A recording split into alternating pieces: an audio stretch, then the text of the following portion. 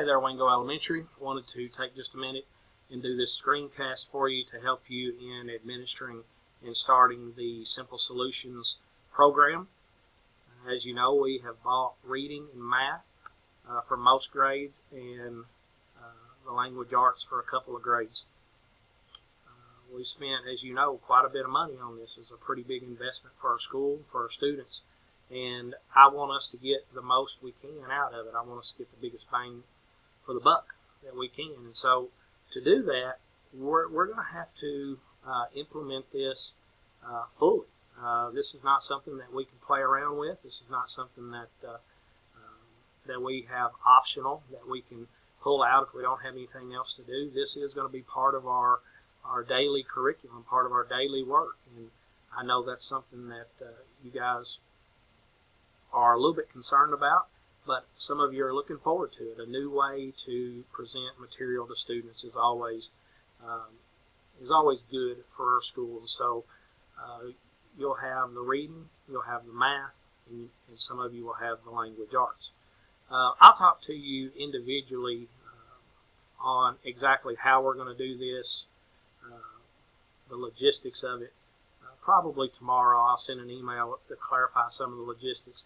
But I wanted to talk to you, basically give you an overview of what Simple Solutions is and how I would like to see it used.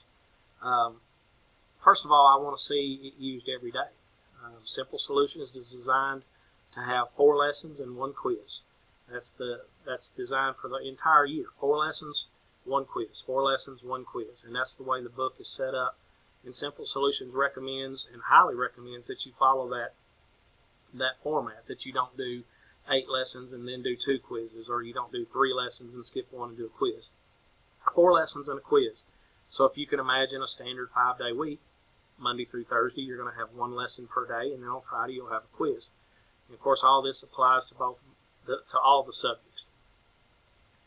Simple Solutions does recommend that if you have a 4-day week, that you double up on one of the days, that you do 2 lessons on one of the days.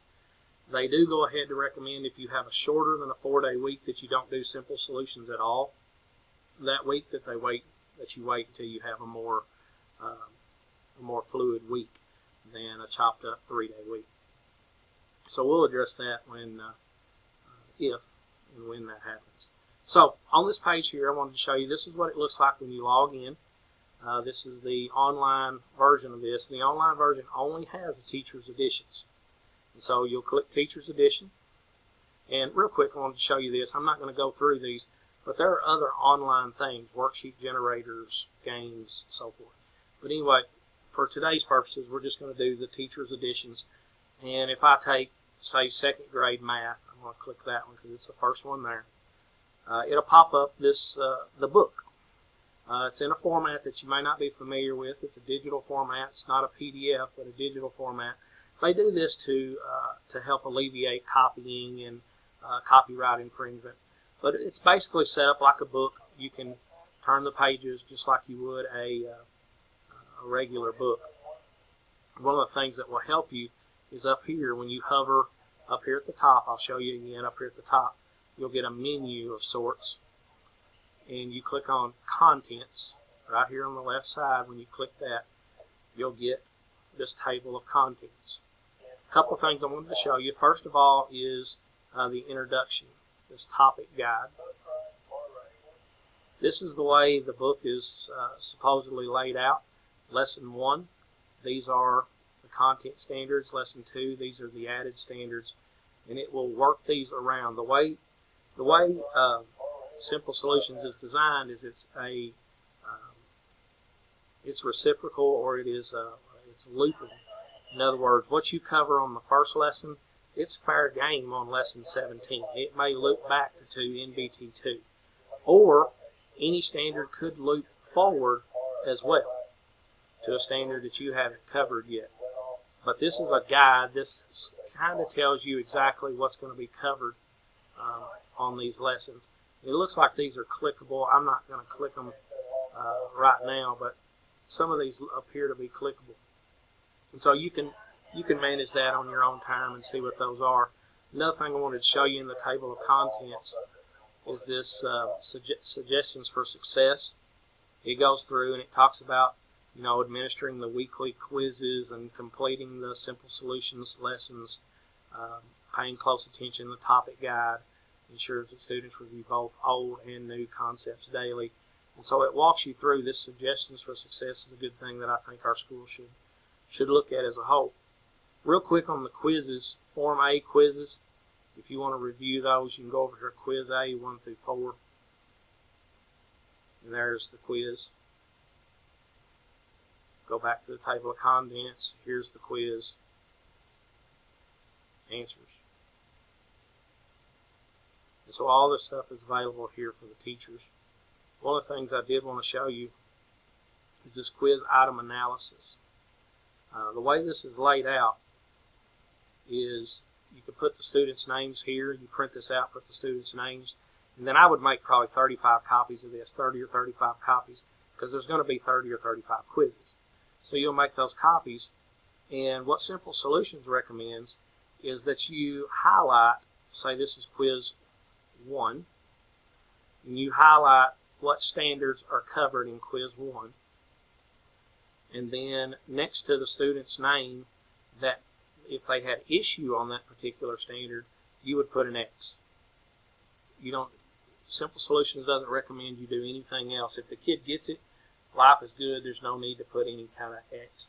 What their thought is that will be a quick reference for you to look at and say, okay, I need to cover 208.3. Make sure I get that in this week, or make sure I hit that, because on quiz 2, 208.3 is going to loop right back in there. Now, a couple of things to think about.